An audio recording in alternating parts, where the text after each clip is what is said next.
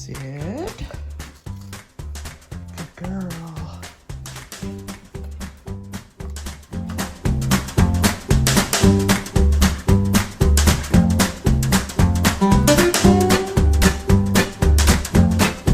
Good morning, everybody. Welcome back to another edition of Crafting and Crime Daily, the show where I recap live trials that are occurring on YouTube. And one of the biggest right now is the Alex Murdaugh trial. It finally got underway. We got the jury picked. They are seated. There are 12 members, mostly women. I think they said 8 women, 4 men. And then we have 6 alternates. 18 people sitting there. 6 of them get free seating in the courtroom.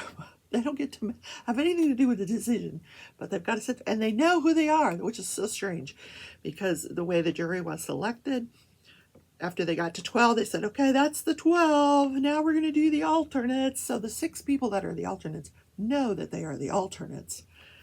So I did say I was going to do this separately, but because the Mark Jensen trial is, the defense is doing their case in chief, they're winding down. That should be wrapped up probably by tomorrow, or at least it'll get to the jury by tomorrow, I believe. I'm going to cover the Murdaugh trial today. I'm going to tell you about the opening statements. I did cover it live. It's here or here. Click on that if you missed it. Go to the point. I think it's 26 minutes in where it actually starts because they were 30 minutes late. They had said they would be ready for their opening statements at 3 p.m. and at 3:30 we got the opening statements. So I will be diamond painting. I've already finished this color. So I got a lot done yesterday because there was a lot to listen to. My goodness. All right, I need another color. So if you just want the synopsis of the opening statements, I'm going to tell you all about it. So Alex Murdaugh is charged with 2 counts of murder for the murder of his wife, Maggie, and his son, Paul, and 2 counts of murder, committing a felony with a firearm. So this occurred on June 7th, 2021. It's a hot, muggy, raining off and on night at the Moselle property in Colleton County, South Carolina. This is one of 3 properties owned by the Murdaugh family. So on that night, Paul goes out to the kennel. He's in the feed room. He's recording a Snapchat video with his friend. We're going to hear Alec Murdaugh's voice on the Snapchat. Now, this was a rumor. I wasn't sure if it was true, but apparently it is. And he is shot with a 12-gauge shotgun, buckshot in the chest, shoulder, and then in the head. And it just blows his head off. Moments later, Maggie, who's just not very far away out at the kennels, is shot with I gotta say this, a 300 blackout AR-style rifle. The perpetrator opened fire on his wife, and it appears she was running away. She's shot twice in the leg as she falls to the ground. She's shot twice in the head. Also a very bloody crime scene, both very bloody. There were, the prosecutor wanted everyone to know that there were no defensive wounds and that this was done at extremely close range. Keep that in mind. Extremely close range. That means to me, like you're standing right next to me, extremely close. You're right there. I got this shotgun, you know, which means you're going to have some blood on your clothing if you're blowing heads off, you know, so I would think. And the prosecutor, or the attorney general, says we're going to see cell phone proof. Yay! Don't you love cell phones are all of our downfalls. These tell everybody where we are at all times. Yeah. If you're going to commit a murder, Even if you leave your cell phone behind, then it's going to show no activity during the time of the murders. Yeah, there you go. So then the Attorney General went into the law. What is reasonable doubt? It's a doubt that would cause a reasonable person not to act. And then he did say we're going to see body cam footage from several officers at the scene. We're going to hear the 911 call. He explains that in December of 2016, Alex Murdaugh purchased 2 of these 300 blackout rifles as family weapons. They hunted quail or guinea fowl or something on the property. I don't know what, but they hunted that on the property. One of those guns went missing, and in 2018, Alex purchased another one, which has since the murders gone missing, or it's gone missing. So they can only find one of them. Then the prosecutor said, we're going to hear from a witness who saw Alex about a week after the murders at his parents' home in Alameda, which is probably about 20 minutes away from Moselle. He's seen there carrying a large object into the house. Later on, they search that house. They find this raincoat, a purple raincoat with gunshot residue all over it. Maggie, then he went through the timeline, what the cell phones show. They show Maggie arriving at the property around 8 p.m. At this point, Maggie's not living at Moselle. She's living at one of the other properties, and the prosecutor didn't say that, but what we've learned outside of the opening statement is that she was lured to the property by Alex Murdaugh. So she comes to the property, she has dinner, Paul's already there, they have dinner. Alex falls asleep on the couch after dinner, allegedly. At 8:30, Paul's cell phone is seen. He's approaching the kennels, which is not attached to the house, but it's not far from the house on the property. Keep in mind, this is 1,700 acres, this property. So he's going out towards the kennels. At 8:44, Paul records this snapshot video in which we hear Maggie's voice. We're going to hear Maggie's voice on it, and we're going to hear Alex Murdaugh's voices on it. And apparently, we're going to hear from people who identify this as Alex Murdaugh's voice. At 8:49, both Paul and Maggie's phone are locked, and it never opened again by them. Between 8:09 and 9:02 p.m., there's no activity on Alex's phone. At 9:02 p.m., Alex's phone starts moving.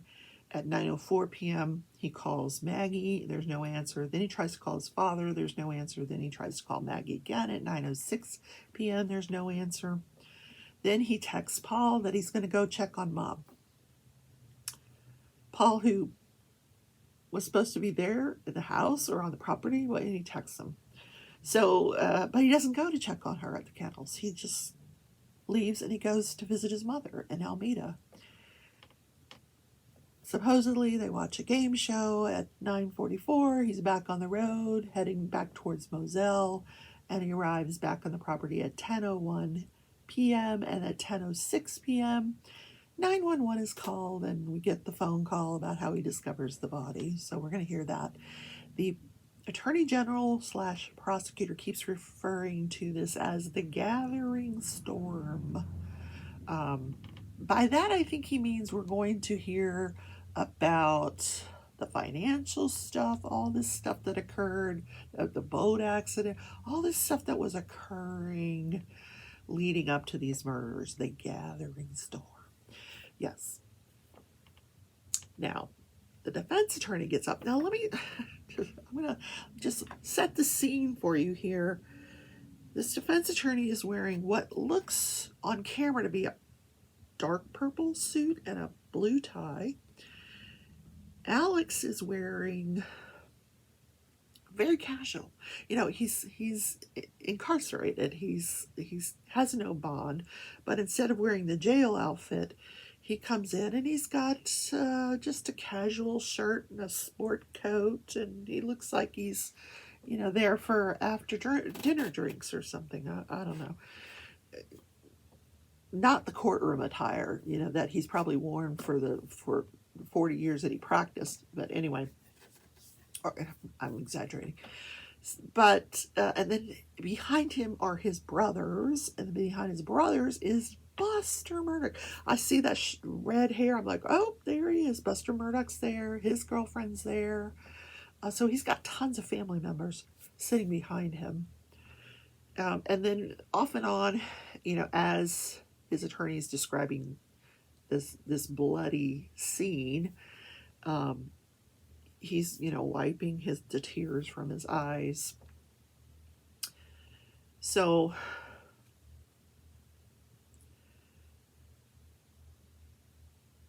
one of the phrases his attorney uses, and I found it so strange, and I don't even remember what the context was, but he says they were trees candelabring in the wind.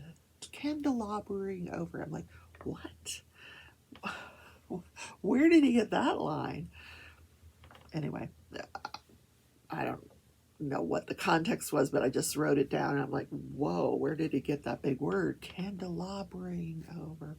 Anyway, he's pointing out holes in the prosecutor's opening statement, such as, you know, Maggie's phone was found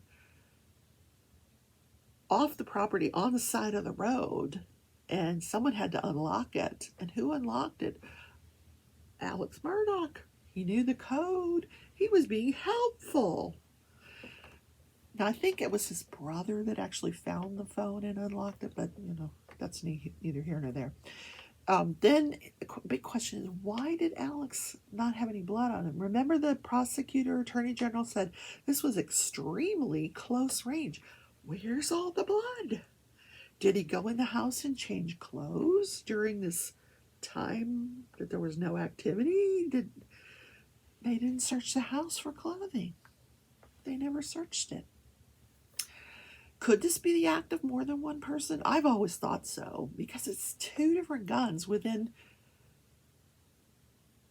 the exact same time frame, like one right after the other. So did he have one? Did he put one down and pick one? I don't know. You know, why would you carry two shotguns out there, kill one person with a shotgun, the other one with the AR right? I don't know. I don't understand it. So you'll get my thoughts later on. But anyway, that is set the stage for the Murdoch trial. Then the judge asked if the prosecutor attorney general had any witnesses to call, and he said he was going to call a police officer, and then he was going to show the body cam footage of him, you know, at the scene. But they were having an audio problem in the courtroom, and he needed to get that fixed. So by then it's like 4:30 in the afternoon. So the judge excused everybody for the evening. All right, let me get some more drills out here, so I can diamond paint while I do this. I need some more 310. I'm sure I've got plenty of it in this bag. This is all the extra drills here. And I do. This is all my extra 310.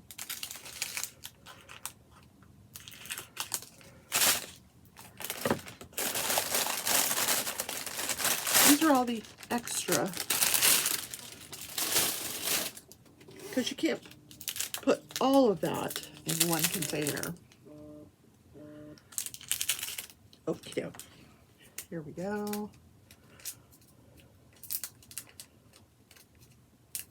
And because we're in the middle of 20-degree weather, I'm going to put them into I'm going to pour them out into a dryer sheet to get rid of the static, so they're not sticking together. Yeah, little trick of the trade. There we go. That helps. And I have too many here. Whoa, okay, let's pour some of them out.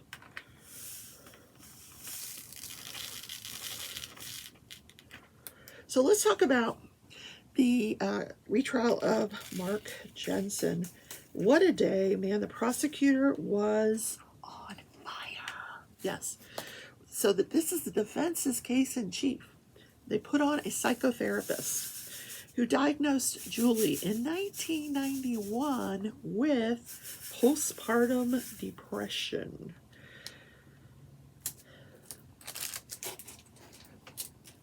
So, and nothing unusual about that.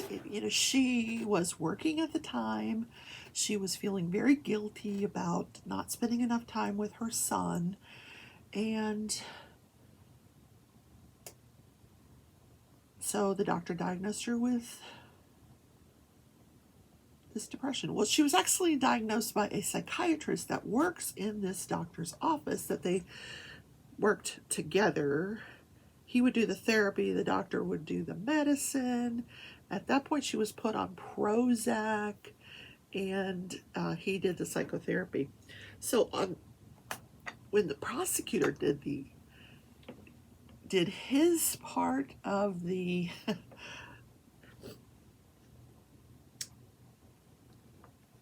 cross-examination, he's like, what if the problem isn't the woman, doctor? What if the problem is that the woman is married to a jerk? So the defense is like, objection, argumentative, and the judge is like, I'll allow it.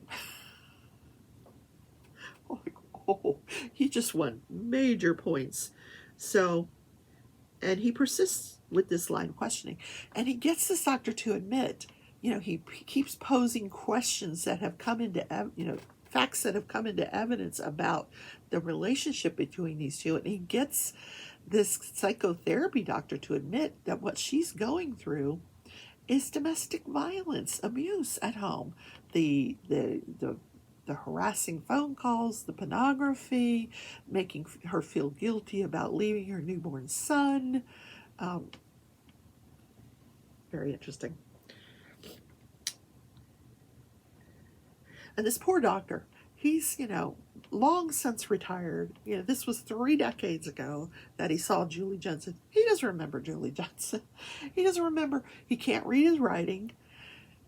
In 2008, when he was at the trial, couldn't read his writing then. They're like, would the 2008 testimony help refresh your recollection? He's like, I couldn't read it then either. So it was interesting.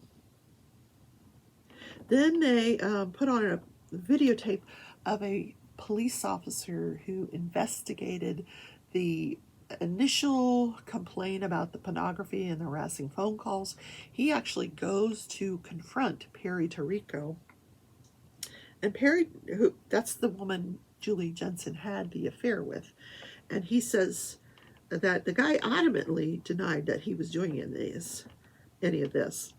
But then later on, Julie calls this officer and she says, here's a letter that he wrote me.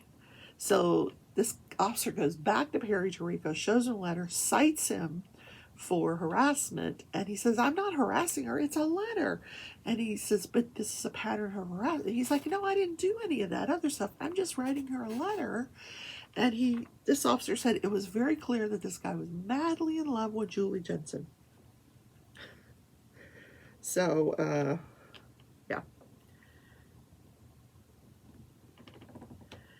And I might also point out that I kept seeing this guy in the courtroom, and I couldn't figure out who he was. He just looked familiar, and I'm like, well, who is this guy? I finally realized that it's the defense attorney from the 2008 trial. Now, I don't know what happened, why he's not representing Mark Jensen anymore, but anyway, he's been in the courtroom. I don't know if he's assisting the current team, but he's observing. Interesting, though. Very interesting. So then they the defense puts on the doctor, the family doctor, who's been treating the Jensen family since the boys were very young. He treats Mark, he treats Julie, the 2 boys. At the time, they were working up David to see if he had Tourette's syndrome. And when Julie comes to him and describes, that she's had problems in her marriage, that she's losing weight, she's crying all the time, she can't stop crying, and he prescribes Paxil to her and diagnoses her with depression. Then he describes that Mark comes into him and asks, lets him know that his wife's not sleeping and can he get some medication for her. So he prescribes this Ambien, and he only gives him 10 pills. I bring her in, let me see her. And so he also testified that after he found out she passed away, he went to the funeral, and one of the questions the defense asked him was, what was his demeanor at the funeral? Did he appear appropriately sad? And he goes, yeah, he was. His demeanor was appropriate. He seemed very sad about her passing away. So then the prosecution just lit into this guy on cross-examination. He talked to him about the Ambien. He said, did you expect when you prescribed that Ambien to Mark Jensen that he was going to go home that morning and give it to her? And he's like, no. Did you expect that he would give her another dose that night? No. Did you expect that he'd give her a third dose the next morning? No. Yeah, he seemed genuinely surprised by all this. So the prosecutor just kept pounding and pounding. Well, did you know this? Did you know that about that? Did you know he was having an affair? Did you know that he had been trying to poison her? Blah, blah, blah, blah. If you'd have known all this, he says, well, clearly this is all domestic abuse. I would have called the police. But through all this questioning, the prosecutor just kind of laid out the entire case for the jury. Here's what he did. And it was a complete surprise to this family physician who prescribed the Ambien.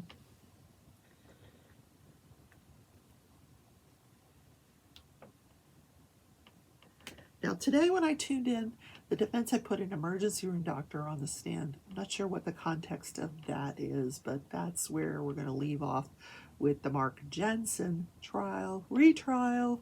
God, it was so fascinating last night. If you guys get a chance to watch this prosecutor in action, man, at one point he had to apologize to this doctor. He's like, listen, this is not about you. I'm not criticizing you. I'm just trying to give you a flavor for what your patient was going through. So anyway, let's do our calendar. Today we have a phone sex emergency. Let's find out what it is. On May 5th, 2012, an Oklahoma man called 911 at least 17 times. His emergency, a seemingly uncontrollable need for dirty talk. Each time he called, the man made sexual comments to the operators. Was his name Mark? No. Until police responded to his home, where he asked them, are you here to arrest me again? Arrest him they did, and it wasn't the first time. He had been arrested at least 3 times for making obscene phone calls to 911. He was charged with making false reports. Okay. No, his name was not Jensen, but could have been. Okay. That is the show for today, guys. I hope you enjoyed the content. I'm going to be tuning into both trials today. I will give you the lowdown tomorrow in Corrupting and Crime Daily. I will see you then. Have a wonderful Thursday. Bye, everybody.